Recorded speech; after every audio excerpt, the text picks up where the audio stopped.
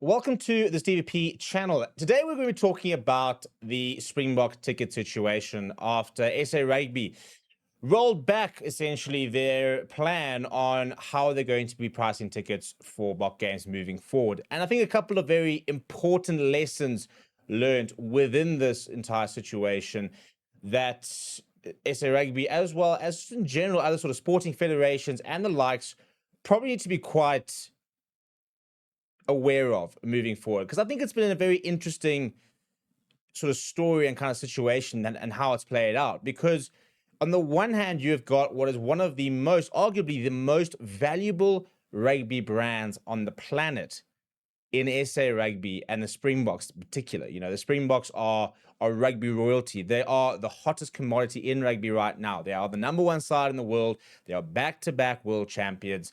They are looking to potentially go 3 from 3 next year.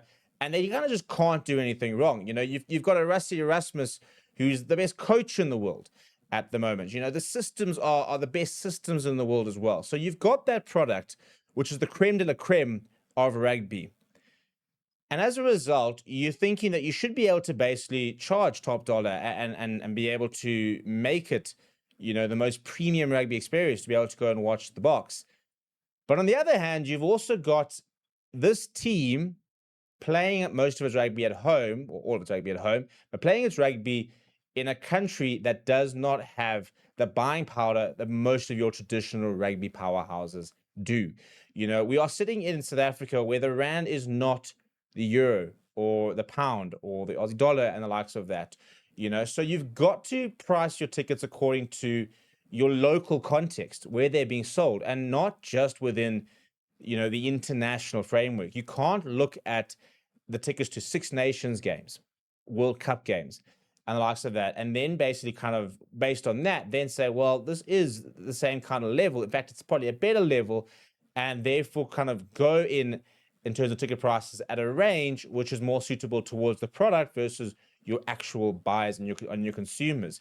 Because what SA Rugby have had to kind of admit is that they got it wrong.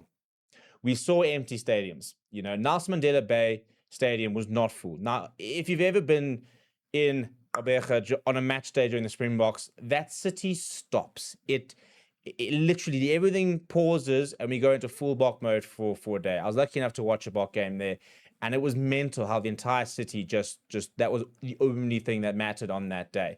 Ellis Park is the most historic stadium for the Springboks. In many ways, Ellis Park is the Boks home stadium. You know, if you were to limit, if you were to have a national stadium where the most important games, for example, where you get your biggest audience, where it kind of creates the most hostility, you know, an environment just for the Boks, it would be in Ellis Park. It was where we won the 1995 World Cup, the history in the stadium, you know, it's people talking about it being a cauldron, about it being quite a difficult place to come play with the altitude and the likes of that.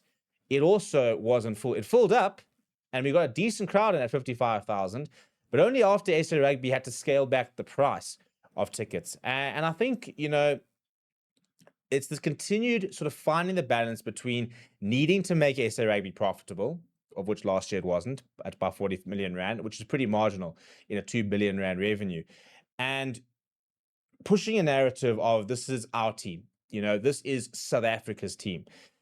And you can't say that this is South Africa's team, that we play for you, that we are representing you at home. We can't push narratives of players coming from next to nothing, from underprivileged environments, from against the odds, to playing for the Boks, and how this is what the Boks represent. And then, in the same breath, limiting being able to watch this team that you are pushing to the elite that can afford it. You know, and this was why there was so much uproar, is because this is the team of the people, and then the people themselves are being priced out of it. And SA Rugby have released a statement saying that they are going to be reviewing the ticket prices, that they are going to be looking at how to bring in alignment next season. And the good news for SA Rugby is that their revenue is flying through the roof. You know, it's 2 billion rand was last year's revenue. With the greatest rivalry tour, that will increase.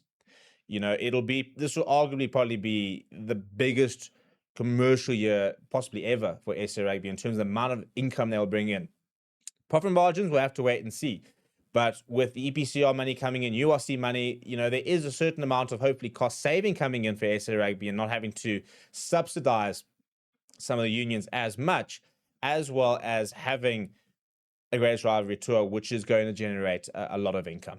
So SA Rugby are in a very good place commercially. The broadcast rights are being sold more than ever. Their merchandising has almost gone on tenfold with their, partnerships with Old School and the likes of that, having Springbok stores out there. Not that their merchandise is particularly cheap, but it is being sold. So their merchandising has gone through the roof. They are licensing a lot more items and making it accessible to the Springbok brand. They're going in overseas, bringing overseas, sponsorships and commercial opportunities. So SA Rugby is in a very, very positive commercial space. Now, they've also taken over the running of Bok match days, which means they see the revenue for Bok match days. They're essentially hiring stadiums from the unions and the likes of that, paying a one-time fee, and basically then saying, all right, cool, we will now pocket the money, versus where unions used to pay a fee to have the test, and then they would pocket the tickets. So they've changed quite a lot with regards to that kind of approach.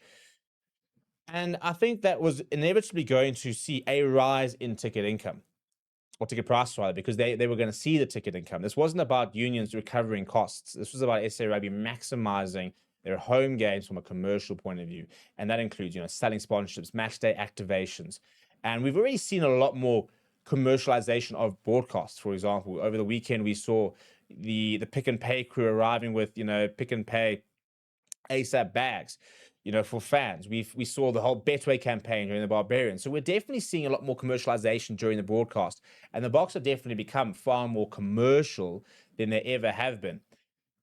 But again, whilst the Boks are very expensive to run, 280 million in 2025, this is supposed to be the people's team. And whilst you need to be profitable and you need to make sure that, we don't run at a continued loss and we can't sustain the environment we have, we cannot build the Boks on the back of our citizens' wallets at the end of the day. There just isn't the buying power in the current economic situation we find ourselves in. And this is a warning to Cricket South Africa, who actually had the opposite problem, where they actually had all these tickets sell out because they're sold to kind of overseas players, overseas fans, and the likes of that. But, we look at, for example, the price of Bafana tickets and PSL tickets, and how profitable, the PSL is. You look at the sponsorship revenue that comes in the likes of that. And there needs to be a warning that, your consumers, your fans, your people are your biggest resource. And you've got to find a balance between being profitable, being sustainable, and leveraging every possible aspect to be able to make the product itself as accessible as possible. We sit in a situation where lots of South Africans are priced out of being able to watch the Boks on TV that don't have, DSTV packages. It's not being shown on SABC. It's not shown on a national free-to-air broadcaster. Now we're kind of being priced out from going to tickets. So, we've got this incredible product which has become inaccessible for the everyday South African. And that's a very worrying place to be in. So the good news is they have scaled it back, but it's been an interesting situation and a story to kind of see unfold, how you have to continuously grapple between the sustainability of the sport from a financial point of view, but also the sustainability point of view from keeping your fans and keeping the audience, which has allowed you to get to the levels you have. Because at the end of the day, the Springboks are nothing essentially without their fans. And those are their words. That's not even my words. That's their words.